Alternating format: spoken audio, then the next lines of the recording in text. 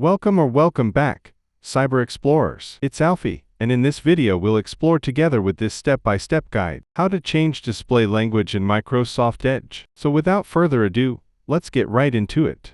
Open Microsoft Edge on your computer. Click on the three dots, menu icon, in the top corner and select Settings. In the sidebar, click on Languages. Under Preferred Languages, click on Add Languages. Search for your preferred language and click Add. Once the language is added, click on the three dots next to it, and select Display Microsoft Edge in this language. Click on Restart to apply the changes.